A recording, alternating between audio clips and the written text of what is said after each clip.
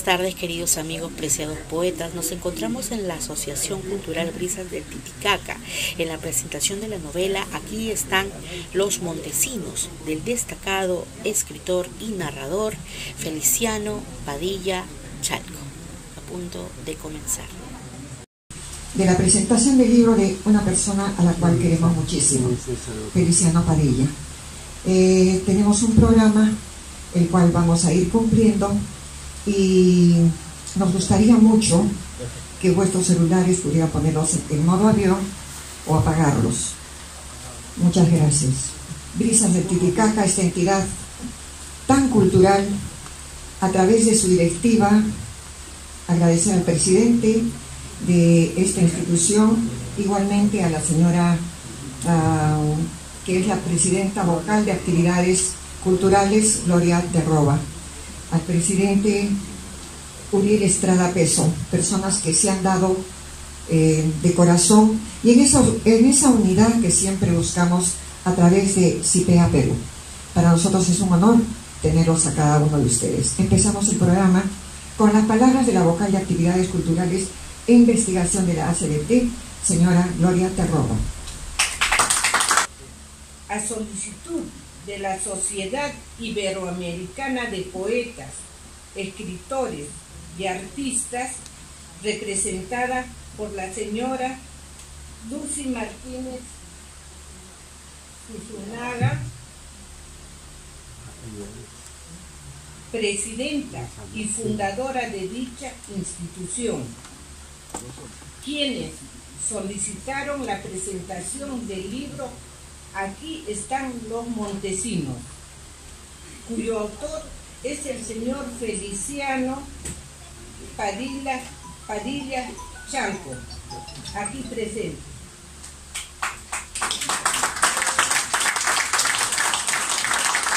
La Vocalía de Actividad Cultural e Investigación, que me honro en presidir, ha visto por conveniente apoyar, difundir y promover estas expresiones culturales de producción intelectual, considerando que el autor del libro es natural de Apurímac y punenista, dado que es casada con una dama puneña, desempeñándose como profesor principal pre- y posgrado de la Universidad Nacional del Altiplano, Puno, en el campo de la literatura. Agradezco infinitamente al editor y a los señores comentaristas de participar en este acto cultural, quienes nos transmitirán su comentario sobre el libro en mención y así enriquecerán nuestro acervo cultural. Muchísimas gracias. Voy a presentar a los miembros que nos honran en esta mesa de honor. Empezamos por el señor Esteban Quirós, editor de Lluvia Editores. El señor Seín Zorrilla, comentarista. El señor escritor Omar Aramayo, comentarista. El presidente doctor Uriel Estrada Peso, presidente de ACDT. La señora Gloria Terroba, vocal de actividades culturales e investigación de ACDT.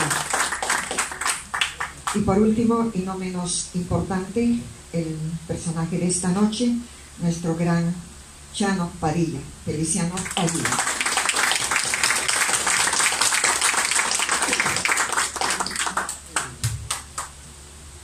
Le agradeceremos al señor Esteban Quirós y dar sus palabras. Son de 12 a 15 minutos porque tenemos un programa. Gracias. Qué gusto tener una sala para la presentación de un libro repleta. Ese es un gusto muy grande en Lima, un día como hoy día y a esta hora. Muy agradecidos por la presencia de cada uno de ustedes. A mí no me toca decir las palabras más importantes. El trabajo que me tocó hacer ya está hecho. Soy el editor de la segunda edición. La primera la hizo Editorial San Marcos y esta segunda edición viene con una nueva carátula. Y no me queda sino agradecer la presencia de cada uno de ustedes, decirles que estamos en un país con 32 millones de habitantes y con tan solo 130 librerías a nivel nacional, y tener la presencia de Feliciano Padilla, un escritor que es peleado. Donde nació, sabemos, Apurímac, pero es en Puno donde ha hecho su vida profesional, y ahí, es de ahí que está viniendo desde esta tarde, y el día domingo estará de regreso.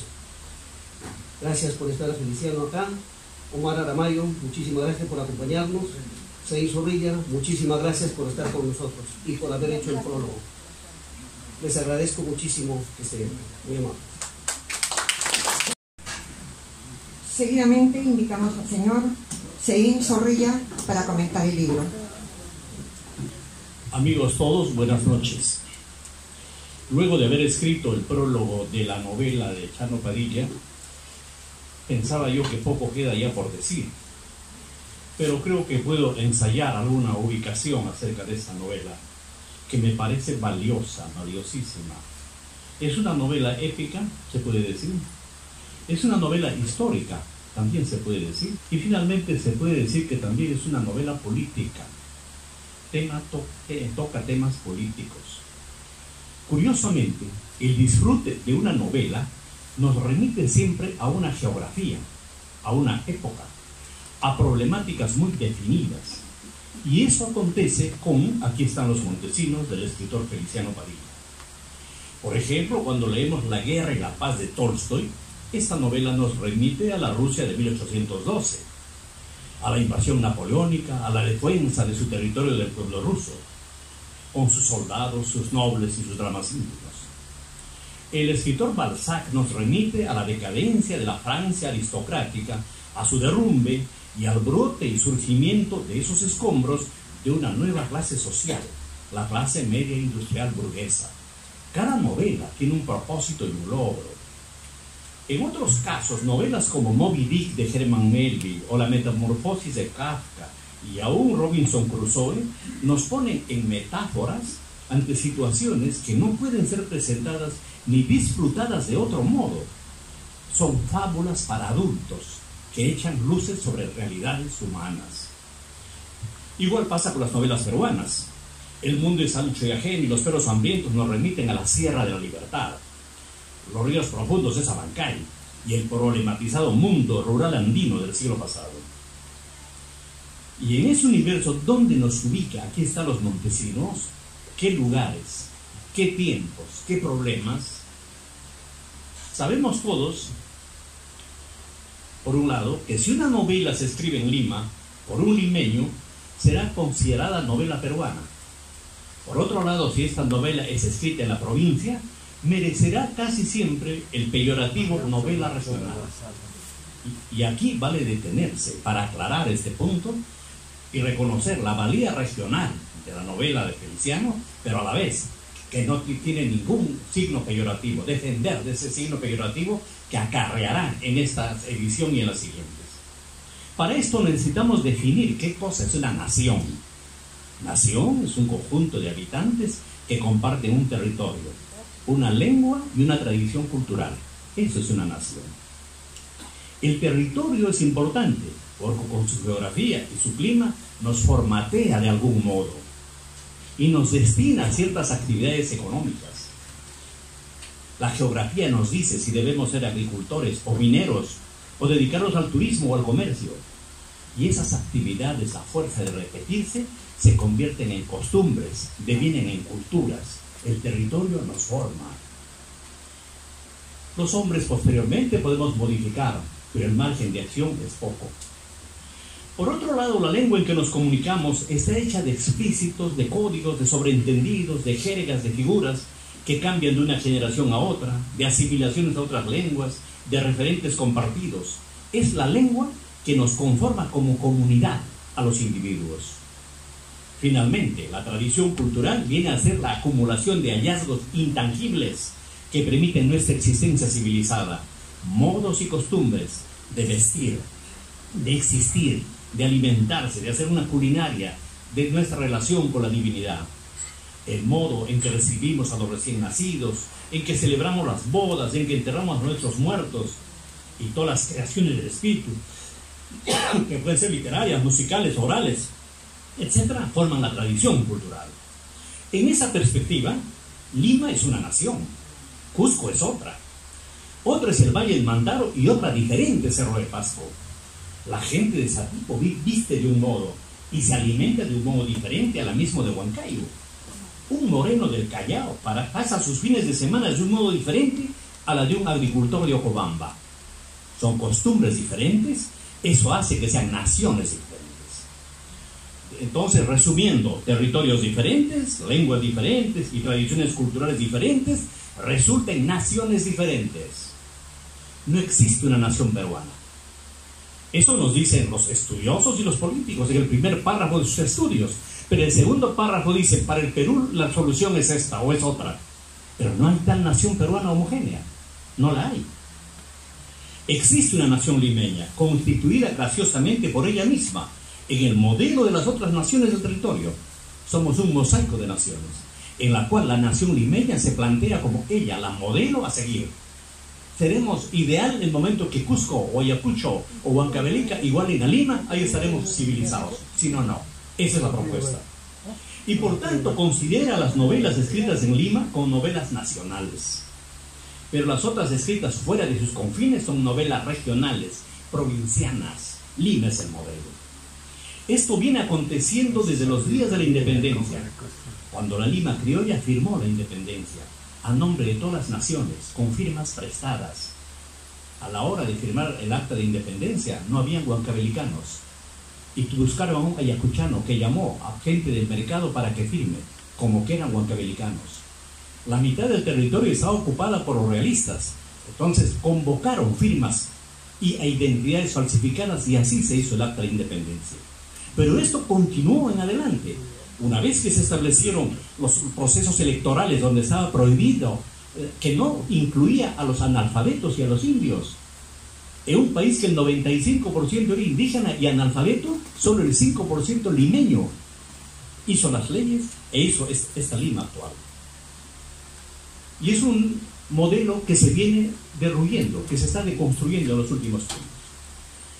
Dicho ello, hay un punto más para entrar en la novela, que son las clases sociales dentro de cada nación.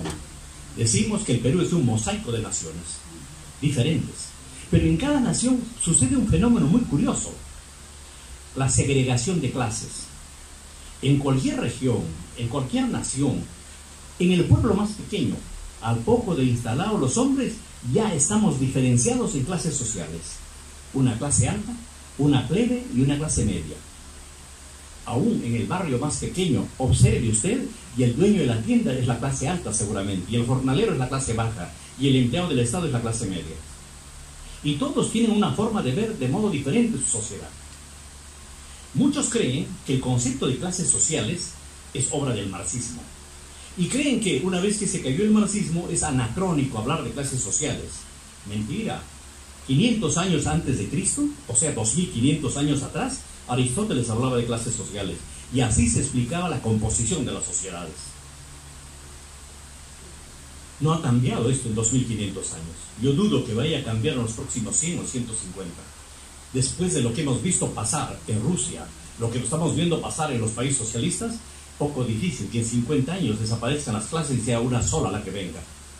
De más estaría hacer una apreciación crítica literaria de un escritor cuajado, que maneja muy bien los recursos antiguos, clásicos, modernos de la narrativa. Le gusta dibujar sus escenas en escenarios definidos, con sus personajes, con móviles muy claros. Entonces asegura la comunicación con el lector. Como digo, no hay nada que opinar, solo admirar el trabajo formal. Es de moda comentar, por ejemplo, los logros técnicos en escritores jóvenes. Pero en el caso ya de un hombre, de un escritor cuajado, como nuestro Feliciano, lo único que cabe es admirar cómo pone al servicio de la historia todos los recursos técnicos. Porque hay muchos escritores que se gozan en llenar las páginas de recursos técnicos y apartarse de la historia. En este caso no, todos están supeditados a lo que se narra. Y ese es el objetivo, el honor y el orgullo de los cotabambinos por lograr el manejo de su destino. Es la historia, para terminar, de los poderes de la región, que nunca se comprenderá desde una posición central limeña, si no se acepta que somos un mosaico de regiones diferentes. No se apreciará el esfuerzo de los montesinos por hacer respetar su región, si no se entiende que dentro de cada región existe una propia estratificación social. Este fenómeno ha tenido que acontecer en Cusco, en Puno, en Madre de Dios, en Huancayo, ha tenido que acontecer y ha acontecido. Las élites regionales defendiendo sus regiones por hacerse respetar y fracasando en el intento por la oligarquía limeña, que se constituyó mucho más fuerte después del Guano. Pero lamentablemente esas regiones no tienen el placer de tener un novelista como Feliciano, que coge una historia muy común en la región y la levanta a nivel de obra estética. No me queda más que agradecer a Feliciano Padilla por haber ofrecido esta novela a nuestro disfrute, por habernos hecho vivir los conflictos de esa región, a la que solo conocíamos por sus bellos ponchos del inconfundible rojo grauino, y por las voces de sus cantantes, las hermanitas Catalán, los chancas de Apurímac y la señorial voz de Tula Casillas. Muchas gracias. Seguidamente tengo el placer de presentar al señor escritor, poeta Omar Aramayo, presidente honorario de CIPEA Perú. Con ustedes, Omar Aramayo. El doctor Uriel Peso, amigos cruceños, querido Esteban, querido señor, muy querido Chano, querida Gloria, querida Lucy, amigos músicos que están calladitos, pero ya entre unos momentos harán hablar a los instrumentos. Querida poeta Vida Aguirre, Gloria Mendoza, Carolina Campo, y todos los presentes. Elizabeth.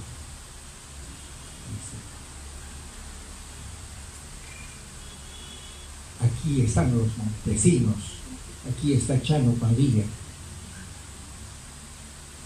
Si nosotros pudiésemos ver epifitalmente, cenitalmente quiero decir, la historia del Perú y nos preguntásemos en qué época ocurrió, en qué época de la historia peruana ocurrió esta saga de los montesinos, tendríamos que ubicarnos después de la guerra con Chile.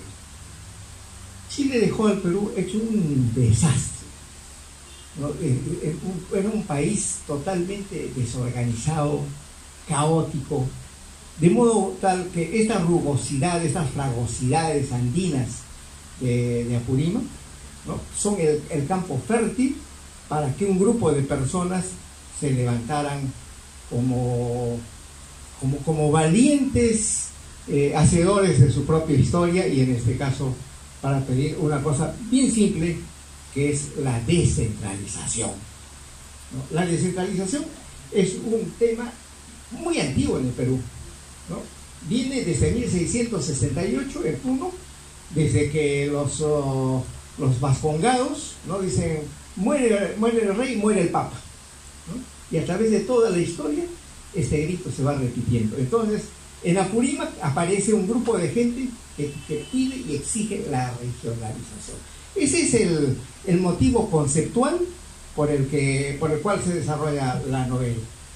Y como digo, es este caos que aparece con la derrota que sufrimos en la guerra con Chile, ¿no? Y otro punto previo para a conversar ya directamente sobre la novela es la memoria del novelista, porque estas historias debió escucharlas Chano, aunque las investigó posteriormente, porque obviamente hay una investigación, pero las historias las recogió cuando era niño, cuando era jovencito, antes de venir a Lima y después ir a Puno. Entonces, esto es una cosa frecuente, ¿no? Por ejemplo, el mundo que trae Arguedas es el mundo que recoge de muy joven, de muy niño, ¿no? El mundo que escribe Garcilaso de la Vega también es un mundo que captura siendo niño y escuchando a los parientes de su madre y a los quipucamayos que frecuentaban su casa. Es el caso de Chano, ¿no? La memoria. Cómo la memoria va incubando toda esta saga.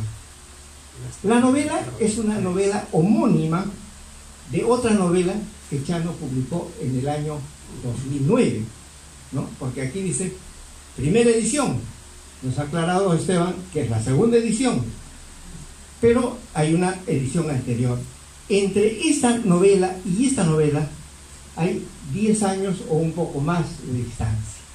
En esa primera novela, ¿no?, todavía no se manifiestan los logros estéticos que se manifiestan aquí.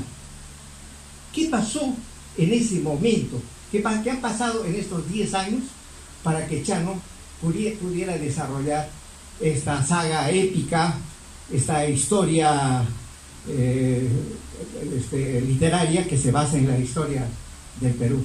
Esto es una cosa que habría que averiguar, porque evidentemente el escritor ha crecido. En 10 años Chano ha crecido extraordinariamente, ¿no? Entonces estamos hablando de dos novelas: la novela que se publicó hace 10 años y la novela que se publica ahora. Muchos dirán, pero ¿cómo se puede hacer eso? Alguna vez, dentro de mi ingenuidad, yo le pregunté a Antonio Correjo Polar si se podía corregir una novela publicada, y me dijo, es el caso de Pedro Salinas. Me dijo, tú no conoces el caso de Pedro Salinas. Pedro Salinas tiene 6 o 7 libros con diferentes títulos, pero en realidad es un solo libro en el que ha ido corrigiendo los poemas, ¿no? Y es un solo libro. Ahora, los especialistas, ¿qué dicen de los poemas de Pedro Salinas corregidos? Dicen, son tan buenos los primeros como son tan buenos los últimos. De modo tal que yo creo que la primera novela de Chano es tan buena como esta, porque es más concisa, es más directa, más al grano. En cambio, es una novela que tiene muchos detalles, tiene una densidad de historias que la hace muy divertida. Y en eso de ser muy divertida y ser de alguna manera complicada, nos recuerda a los 100 años de soledad. Porque, ¿qué es los 100 años de soledad? Es la historia de una familia, es una dinastía, es una sucesión de Buendías. Son varios Buendías que van sucediendo. Yo conocí alguna vez a un general que sirvió en Puno y me decía, yo no puedo entender los 100 años de soledad. Y le decía, ¿por qué, general? ¿Por qué no puede entender 100 años de soledad si eso lo entiende hasta un muchacho de quinto año de primaria? Y me decía, porque no entiendo cuál de los aurelianos ocupa qué época y con quién se casa, y cuál de las Milagros es la Milagros verdadera. Y yo le decía, pero hágase un mapa, si usted no puede retener, hágase un mapita.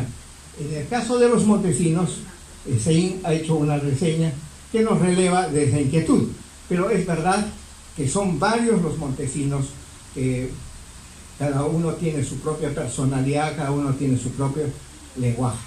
Y nosotros podríamos decir, Chano tomó la idea esta de García Márquez, y yo creo que no. Yo creo que García Márquez tomó la idea de eso que sucede en todos los pueblos. Por eso se dice que Los 100 años de soledad es un arquetipo de la novela, de la vida americana, que en todos los pueblos hay familias así, ¿no? Y que García Márquez supo captar eso y ordenar, organizar la historia de los Buendías, que son todas las familias de América Latina, y esa es la historia de los Montesinos. Y como ha dicho Seín, es una historia épica, ¿no? Porque habla de las aspiraciones de un pueblo. Es más, habla un pueblo que son sus dirigentes, que son los Montesinos. Cuando yo había escuchado la novela sin leerla, yo pensé que era una novela sobre el bandolerismo, ¿no? Yo dije, como en el Perú no hemos tenido por ejemplo, la época posterior a la de Cervantes, la novela de los pícaros, la picardía de varias novelas, Entonces, pero en el Perú hemos desarrollado la historia del bandolerismo. Pero no es una historia de bandoleros, es una historia de reivindicación social, es una novela política, es una historia 100% política, y eso se puede entender mucho más si pensamos que Chano tiene un pensamiento político y siempre lo ha tenido desde que era muy joven. Voy a regresar sobre el tema, pero antes quiero tocar otros ítems interesantes. Dice, aquí están los montesinos, aquí. No dice los montesinos, sino ni dice cuando lleguen los montesinos, ni los montesinos pasaron por Apurímac o hicieron la gran revolución, dice, aquí están. Entonces, ese es un recurso que es un recurso eidético, eso es una eidesis, ¿no? Que Marcel Proust explotó muchísimo, porque el naturalismo de los franceses se había desgastado, ¿no? O sea, todo el mundo quería representar una tajada de la realidad en su novela, pero eso se desgastó, y entonces Marcel Proust aparece y todos sus compañeros de grupo y quieren que el naturalismo ya no esté a una cuadra de distancia, ni esté por ingresar a la sala, sino aquí están los montesinos. De modo tal que eso es muy interesante, ese recurso de tenernos inmersos en la novela. Decía que es una novela política porque, claro, trata de combatir contra el centralismo, y también contra este señor Grau, que aprovechándose de ser hijo del peruano más ilustre, del peruano más connotado de los 1000 años, que es don Miguel Grau, ¿no? Se aprovecha de ese nombre y se corona como parlamentario ad eternum de Apurímac, sin conocer. Entonces es una lucha tremenda contra este señor Grau, que va a conocer y lo asesina. Ahora, cuando nosotros leemos todos estos acontecimientos, ya desde el siglo XX, dicen muchos que el mejor general es el que llega después de la batalla. Nosotros somos los generales que llegamos después de la batalla. Nosotros, yo particularmente veo y digo, qué ingenuidad. Pero así era, así fue. Fue una ingenuidad querer capturar a Grau para hacerle firmar un documento, cuando realmente se debieron de organizar de una manera más consistente, más militar, ¿no? Y tomar a Apurímac en una época en que en todo el Perú va a declararse esa lucha por el centralismo, como por ejemplo en Iquitos. En Iquitos se proclama el centralismo en los años 20, y en Puno, no se olviden que Cáceres Solazo y después el doctor Emilio Romero van a teorizar y van a escribir y van a reclamar sobre el centralismo. Entonces es un tema absolutamente político. Chano trata de imbrincar esta realidad, este agotamiento de los montesinos, este agotamiento del bandolerismo, de estos grandes gamonales, de esta élite apurimeña, con Ezequiel Urbiola, ¿no? Ya cuando comienza a decaer, ya piensa que quienes se van a hacer cargo, que es la utopía socialista, lo que de las manos de los patrones el poder va a rebasar a las manos de los indios, ¿no? Y que los indios van a buscar una ideología en el verbo de Ezequiel y en el verbo de Mariátegui a través de Ezequiel. Pero eso ya es una aventura política privada y es un riesgo que se toma él, ¿no? Y creo que un escritor, poeta, novelista, ensayista tiene que correr riesgos, ¿no? El escritor comercial, esos escritores que vemos, Poeto, Rospiglio, Roncagliolo, Cisneros, ellos no se toman ningún riesgo, ellos no arriesgan, ellos no experimentan, ellos tienen un molde, cumplen con su molde, que es lo que quiere el lector, van a vender. Pero el creador, el novelista creador, el artista creador, el poeta creador, se arriesga, tiene que tomar riesgos.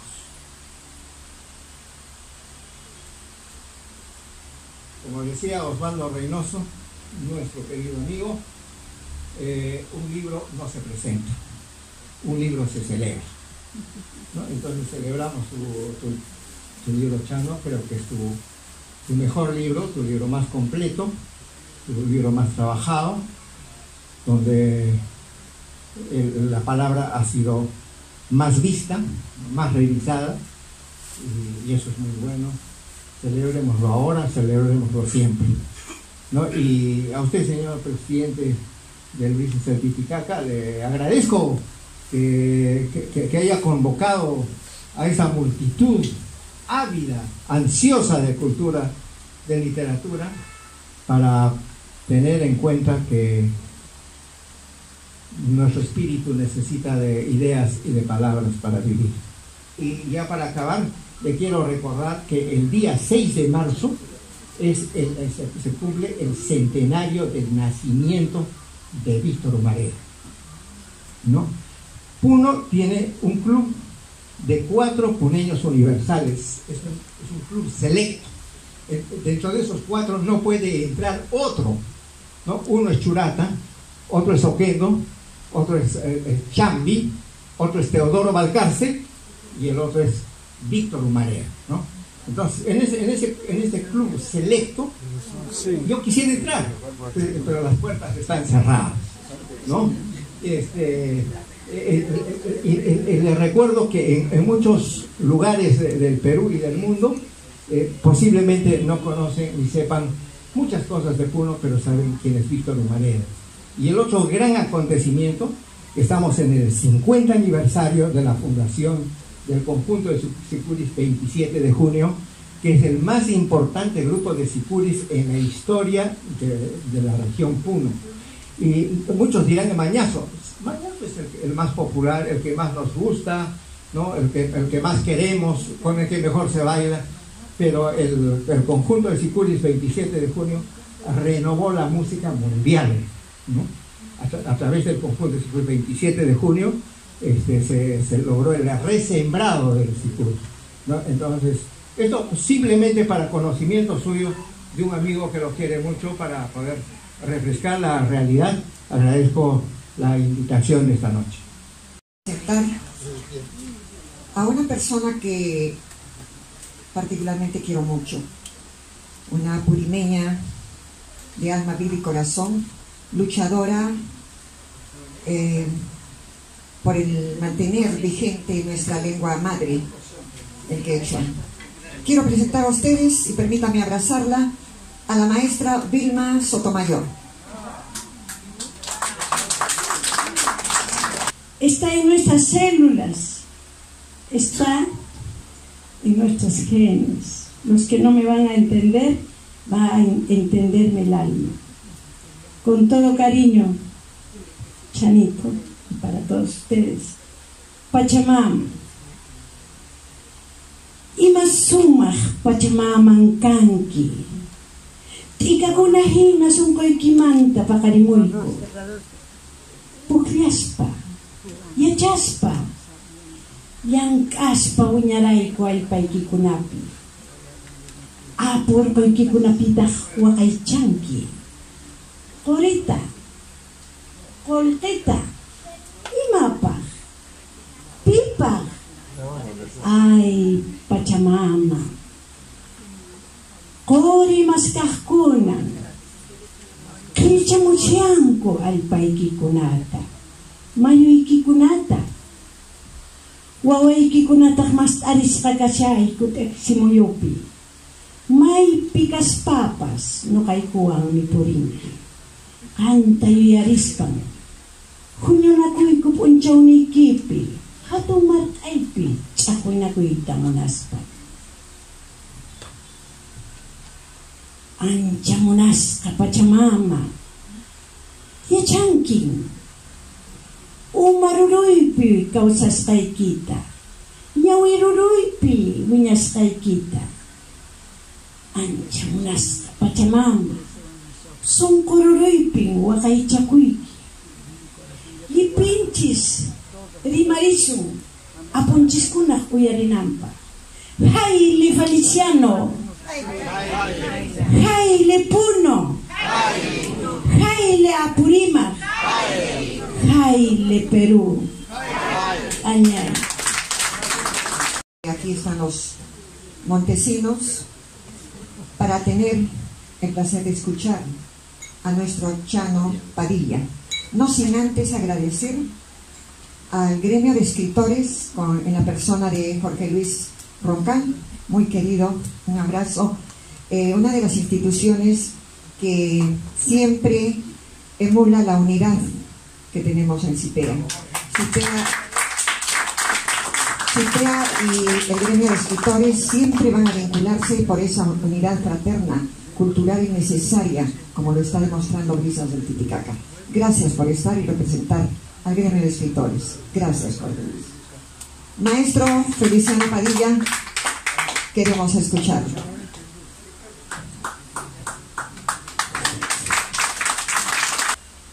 En primer lugar, quiero expresar mi agradecimiento a los organizadores de esta actividad cultural, como es el CIPEA, representada por la poeta Luce Martínez Susunaga. Y cómo no, de todo corazón, a Brisas del Titicaca, en la persona de su presidente, doctor Uriel Estrada Peso, y la de Gloria Perroba, vocal de actividades culturales e investigación del Centro Cultural de la Asociación Cultural Brisas del Titicaca. Muchísimas gracias por haber organizado juntos esta actividad para presentar Aquí están los montesinos. También quiero agradecer a Esteban Quirós,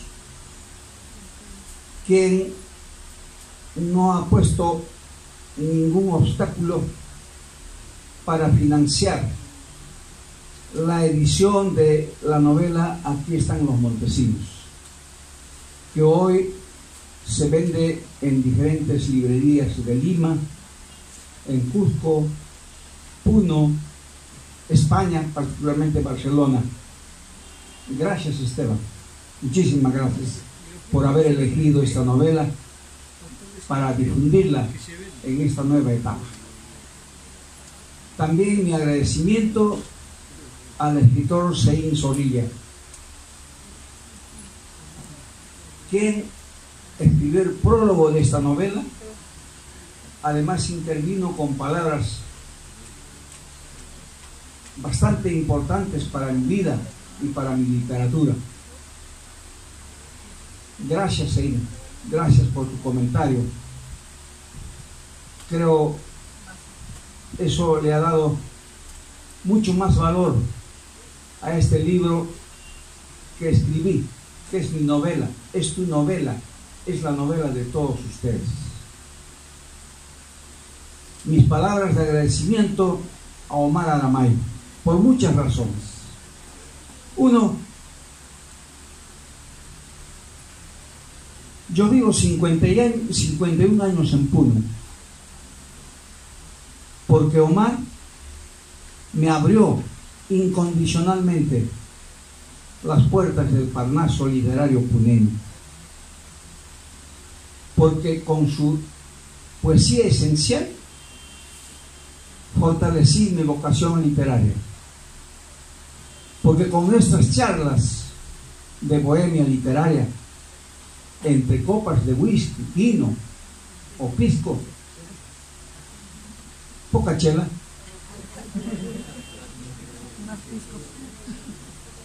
consolidé mi capacidad creadora. Ese es mi agradecimiento. Y también porque el día de hoy hizo un comentario magnífico y fue bastante benigno conmigo y con mi obra. Muchísimas gracias, Omar, por todo esto. Ahora quiero hablar acerca de la novela.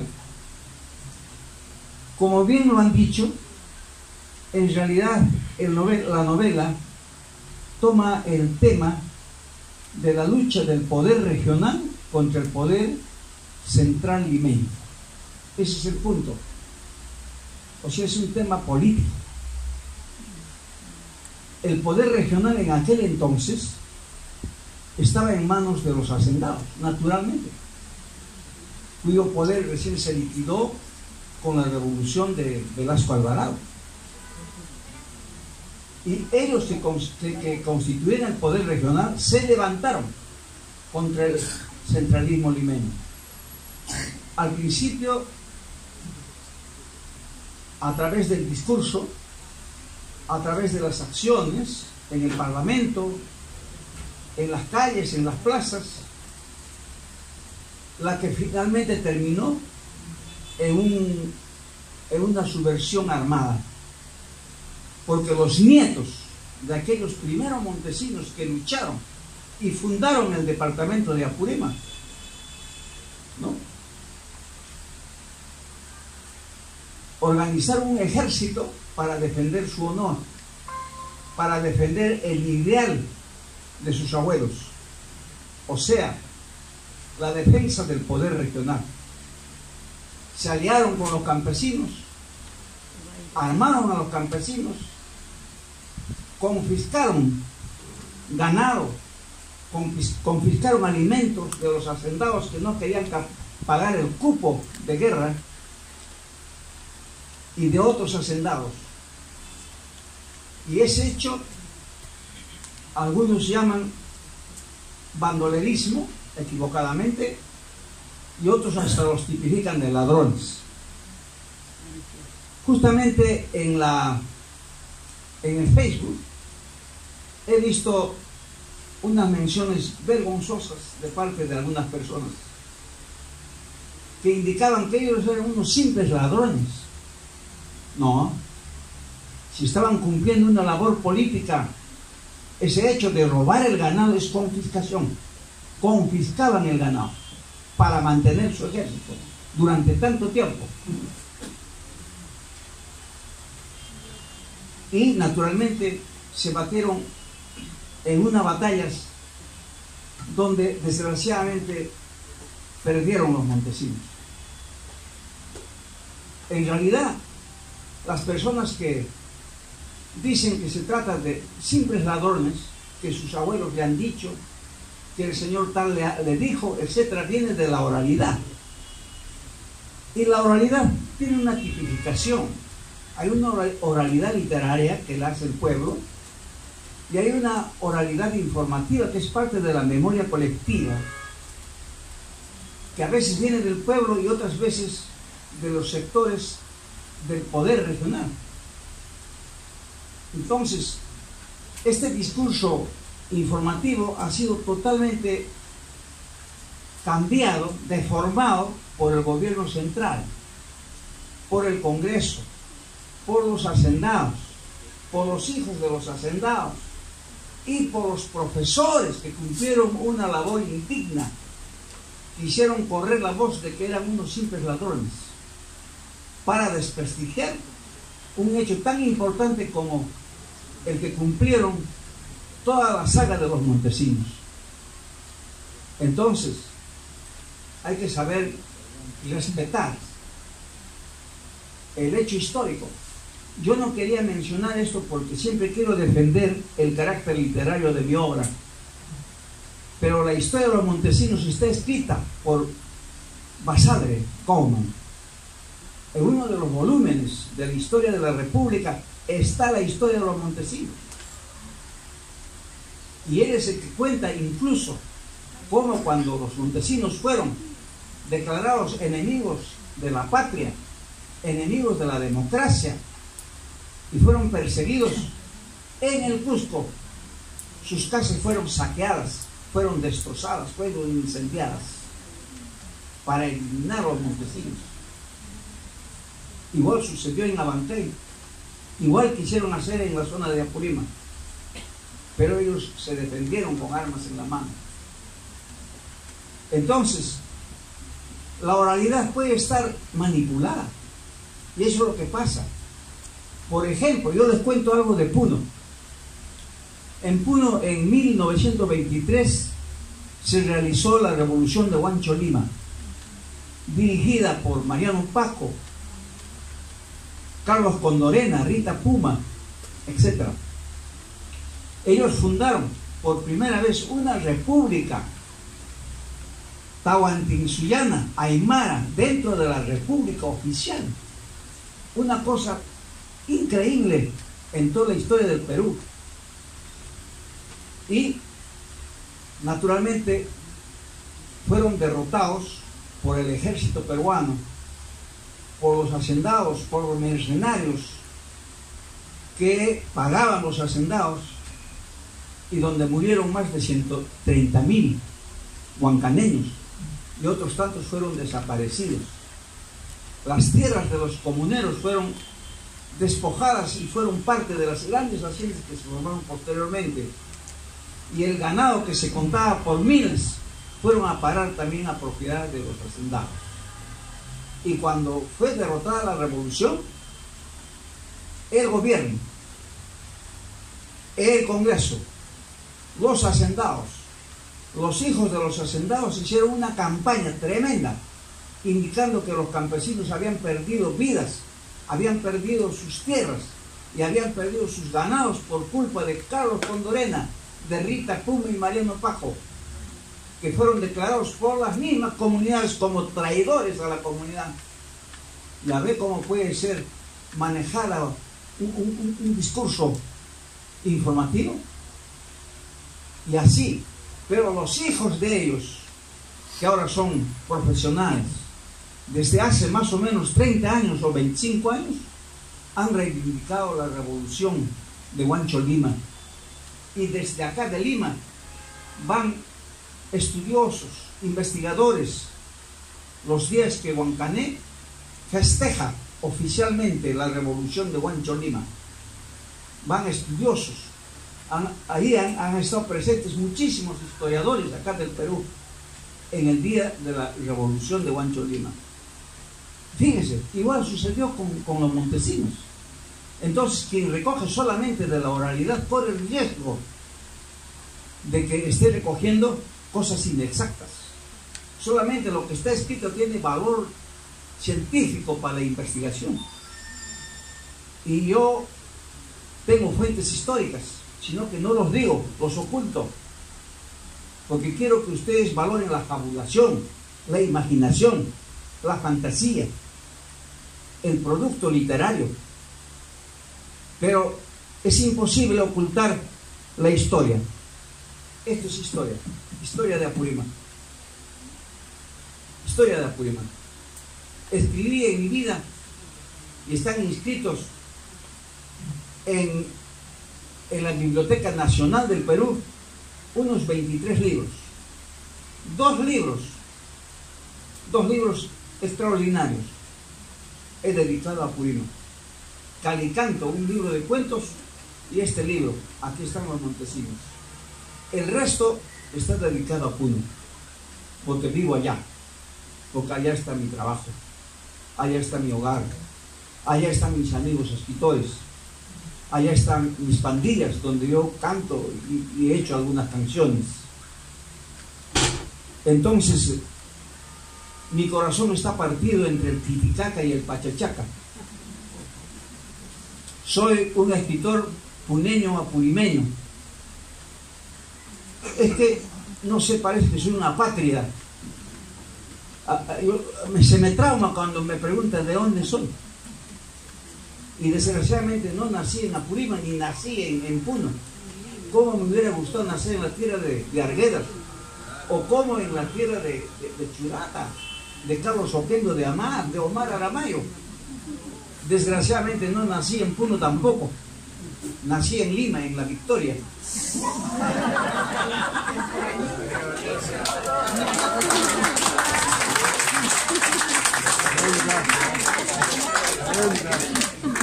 Nací acá accidentalmente y al año, porque fui hijo de migrantes apurimeños, al año ya estuve en Abancay. Viví desde el primer año en el mundo andino O sea, viví en Abancay 15 años, más o menos, y 51 años en Puno. Esa es mi vida, ese es mi corazón. El día de hoy he venido a entregarles, por muchas razones, mi vida, mi corazón, mi alegría. Esta es una noche muy especial, porque yo me encuentro un poco enfermo.